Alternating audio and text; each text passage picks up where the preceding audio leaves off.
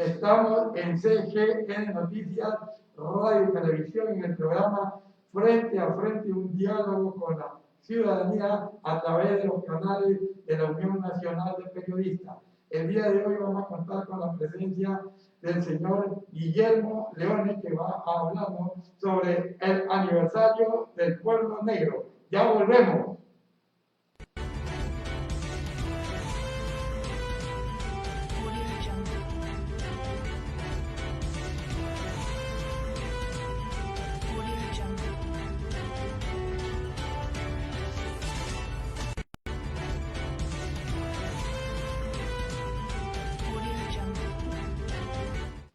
Bueno, se encuentra a mi lado don Guillermo Leone.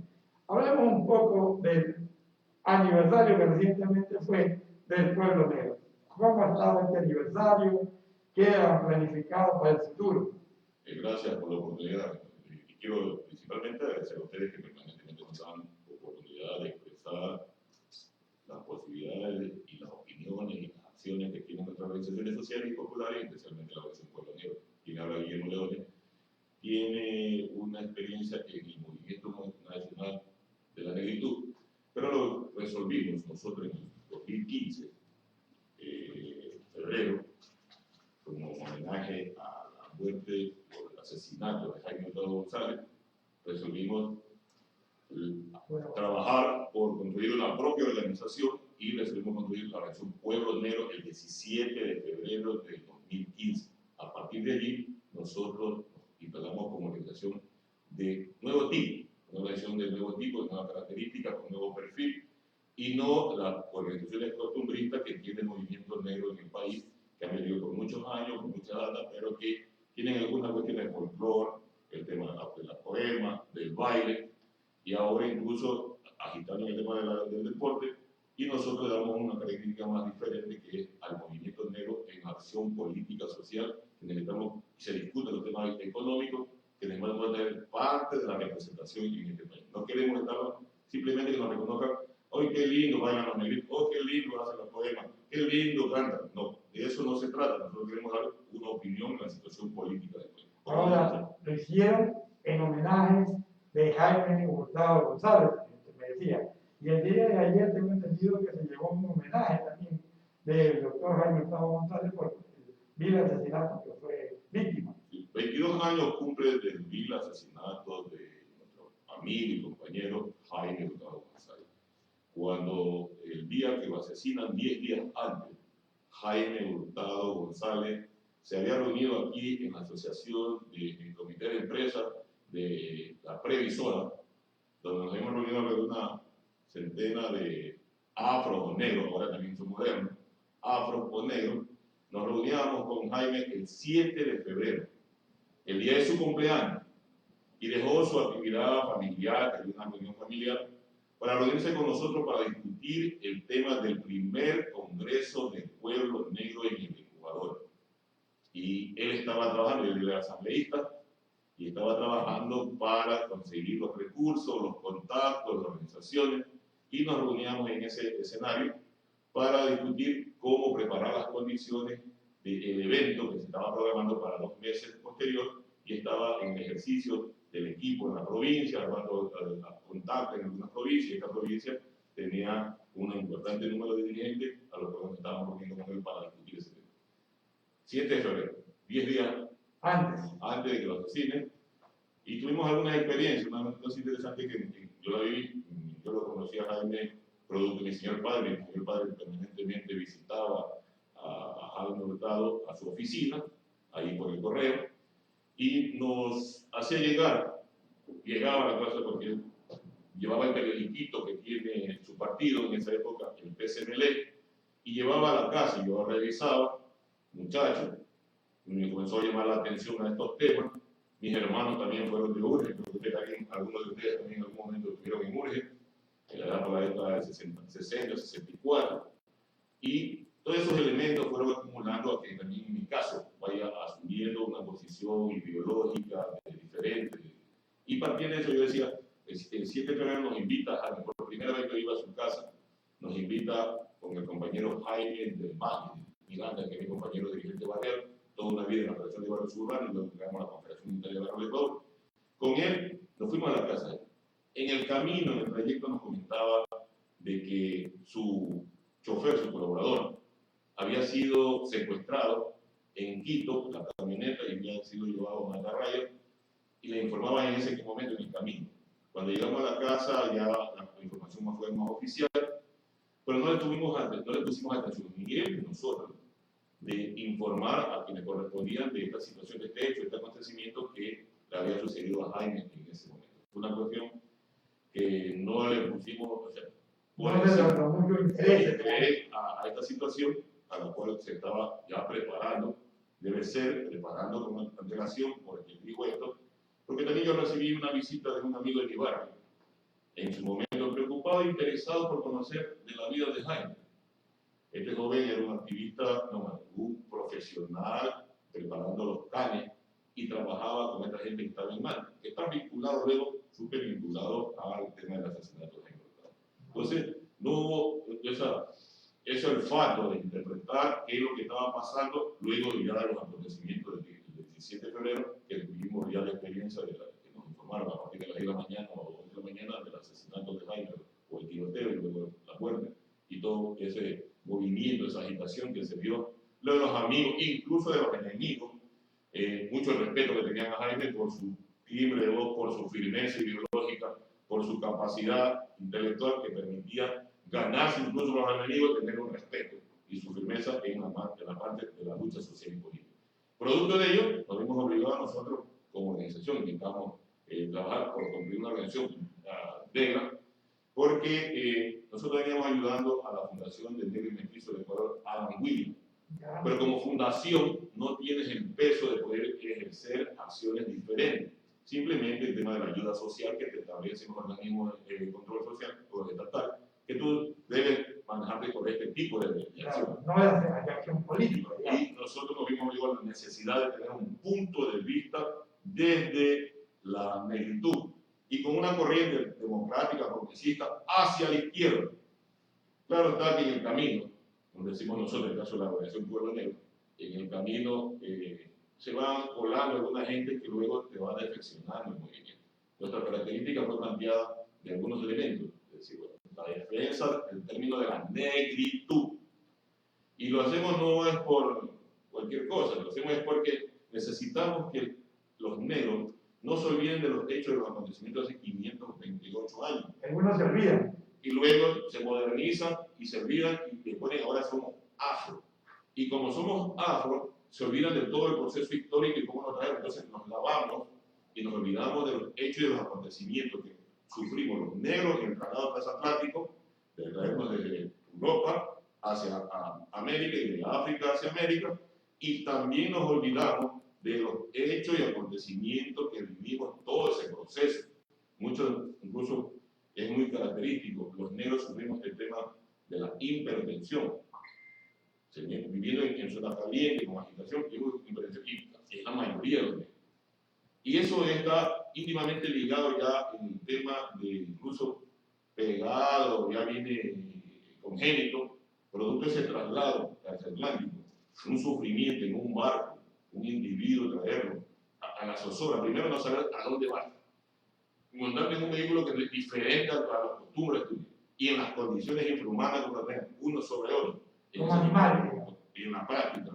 Eso ya genera un hecho de preocupación y toda esa atención y trasladarse desde Europa hacia América 2 meses y en las condiciones de traslado, eso ya degeneró y se fue pegando en los genes de nuestra gente, que sufrimos el tema de la importación, un tema que ya está cogiendo. Eso le debemos a quienes nos trasladaron. No podemos olvidar esto, este hecho pequeño, pero lo más es el peso de la forma como fue trasladado y también cómo nosotros hemos aportado a la riqueza del desarrollo del capitalismo en Europa y en Estados Unidos. La explotación del negro es el instrumento, es la mano de obra, es el instrumento como objeto que ha desarrollado el capital, nos deben a nosotros. Yo siempre le digo a mis camaradas y mis compañeros es que Carlos Marx en esa partecita se olvidó de poner, solamente lo pone como el traslado transatlántico, Claro. y no hace una referencia, así como el análisis del capital. El análisis también en la explotación y en el esclavismo, en ese proceso, no lo desnuda, no lo traslada, no lo desmembra, cómo fue el proceso y el plan de desarrollo económico en esa parte. Nosotros creemos que es necesario, nosotros por ello defendemos el tema de la negritud y hacemos la versión pueblo negro como una característica diferente en el proceso actual. Fue la intervención de don Guillermo Leones a través del programa Frente a Frente, un diálogo con la ciudadanía. Ya volvemos.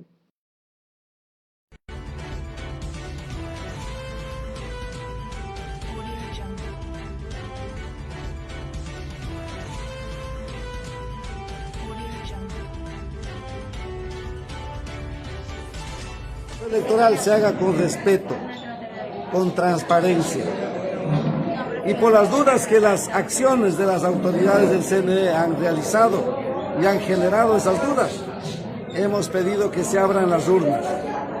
Pero lejos de abrir las urnas para demostrar la verdad, se niegan a abrir las urnas, tal como se acordó el 12 de febrero en el CNE Quito.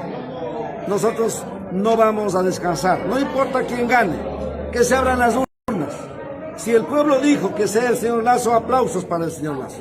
Si el pueblo dijo para Arauz, aplausos para el señor Arauz. Pero si el pueblo dijo para Yacu Pérez, exigimos se respete esa voluntad del pueblo ecuatoriano. Exigimos que se abran las urnas, que se demuestre la verdad, que los observadores internacionales jueguen su papel en serio y le demuestren y le garanticen transparencia y consecuentemente tranquilidad para el pueblo ecuatoriano. Mientras no hay esa transparencia y esa tranquilidad, no vamos a descansar. Aquí estamos. Vamos a las acciones de este rato y seguiremos en los próximos días reclamando transparencia electoral y de esa manera el fortalecimiento de la democracia para todos los ecuatorianos. ¿Cuándo esperan ya el resultado final, doctor? Inmediatamente. Ya no tienen nada que esperar. Ellos tienen que resolver y ya. Están muy atrasados, le deben demasiado tiempo al país. Felicitaciones.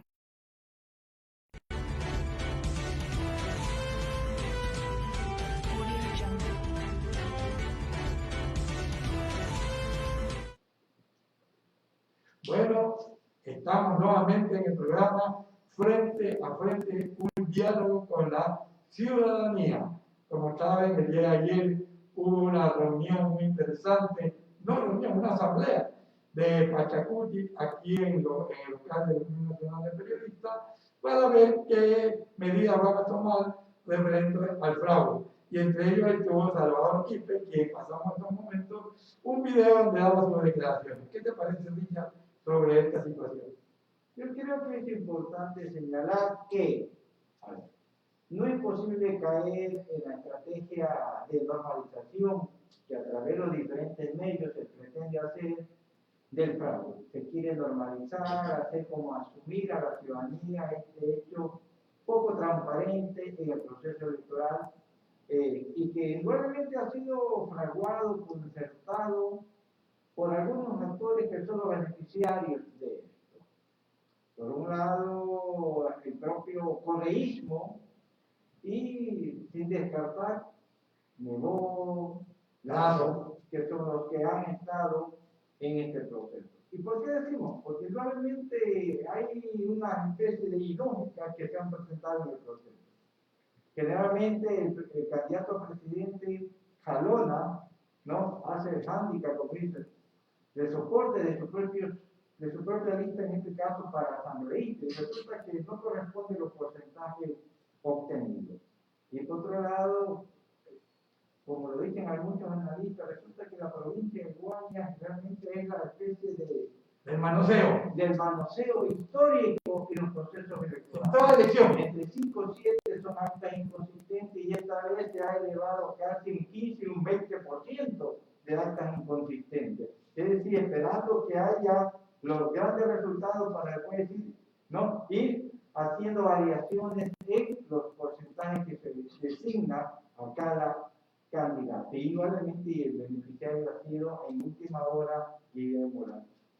Pero aquí lo importante es la falta de transparencia en la utilización de un software, de un programa informático electoral que fue diseñado y que ya se cuestionó en la elección del 2017 y que favoreció al continuador del correísmo Lenín Moreno. Así es, ¿no? Y no nos olvidemos de otra persona, el señor Pita, que ha sido el que ha metido las manos dentro del Tribunal Supremo Electoral y sabemos a qué tienda política pertenece. Así es, ¿no? A pocos segundos, minutos que el pleno del La Consejo presidenta. Nacional Electoral establece una tendencia en cuanto al correo rápido, el señor Pita, muy oficioso, sale a título personal a decir no, que esos no son los datos, que no son ciertos, que no hay que confiar, que no se ha hecho un conteo rápido sobre el número de actas establecidas, tratando de desvirtuar lo que el pleno del Consejo Nacional Electoral había señalado. Pero entonces aquí estamos frente a un fraude al voto y la soberanía popular. Entonces, se trata ya no de Jackie Pérez, de la votación obtenida por estos, por el Pachacuti y otras fuerzas que se alinean a la izquierda, del señor Lazo. Se trata que se ha torcido la voluntad popular. Eso tenemos que señalarlo en términos de que la democracia no puede facilitar un fraude recurrente, sistemático en cada proceso electoral. Y a eso hay que señalarlo, hay que decirlo como son. No podemos caer en este juego de la estrategia mediática de querer normalizar, ya pasó, no importa, vamos del balotaje a la segunda vuelta y que salga lo que tenga que salir, porque aquí de fondo es que el señor Lazo, el banquero devenido en político, 2 veces candidato a la presidencia de la República, como esta es una tercera, y entra con fraude arañando, ¿no? Y en alianza, arañando votos para estar en la segunda vuelta electoral con el señor Arao. Entonces, está el fraude, arañando votos para decir que entra el balotaje a la segunda vuelta. Y lo que en el imaginario colectivo, social y popular es que ese señor es producto del fraude. Así es. Entonces, ¿qué hace? Facilitar el triunfo, ser el comodín del correísmo. Entonces uno no puede ser inocente a esta altura de que nos damos cuenta de lo que está no pasando. hay un concierto para que aquellos que supuestamente han sido señalados por la propia derecha como una mafia política que es el correísmo, porque no es más que eso, puedan regresar con anuencia de la derecha, de negocistas, lacistas, que están facilitando eso. Es decir, la derecha siempre ha sido facilitadora de la corrupción porque han sido los únicos y exclusivos beneficiarios. Por eso se da este proceso. No hay más, no hay más, no hay más. Aquí se van a repartir el país. Ese es el gran acuerdo, La gran troncha. las empresas públicas, ¿no? Las hidroeléctricas, el 10, sobre eso están fijados los ojos de la gran oligarquía. Y eso hay que señalarlo al país. Hay que denunciar el fraude y hay que decir el gran concierto, la gran convergencia de la derecha del correísmo con Levo Lazo para repartirse la gran torta que es el país. Ahora hay una cosa que me llama mucho la atención, Richard. Los observadores internacionales que están aquí, la OEA, expresan que ya después que se ven los resultados, ellos van a dar sus apreciaciones negativas que han visto. Yo creo que ellos tenían que haberlo hecho antes para tomar cartas en el asunto. Es que los procedimientos que establecen los observadores internacionales, en el caso de la OEA y de otros organismos, son de ese tipo, ¿no? Después de realizar el proceso hacen sus observaciones de carácter técnico, pero sobre los resultados. Es un poco un esquema medio rígido que existe sobre eso, pero de todas maneras aquí lo importante es decir que hay que denunciar el fraude. No puede pretender la derecha, Lazo, negó decir que van a un proceso transparente Y limpio. del proceso electoral, no, se ha torcido la democracia, se ha torcido la voluntad popular y eso hay que decir y señalarlo con énfasis el beneficio de esa mafia del correísmo que quiere volver y lo va a hacer con la anuencia de la gran oligarquía del país. Y el pueblo ecuatoriano no está de acuerdo, porque yo he hablado con mucha gente de la ciudadanía que considera que el único ganador de la segunda vuelta es Yacu Pérez. No hablemos de Yacu Pérez como persona, pero ellos consideran que es el más opcionado que puede enfrentar al correísmo. Y para terminar, Carlitos, en nuestro programa Frente a Frente, un diálogo con la ciudadanía, es decir, hoy la democracia está en las calles, en las plazas públicas, en la movilización de los indígenas, de las organizaciones sociales que caminan hacia las diversas ciudades para manifestar su rechazo a este hecho fraudulento de torcer la voluntad popular. Bueno, hasta aquí fue el programa Frente a Frente, un diálogo con la ciudadanía. Hasta el día de mañana.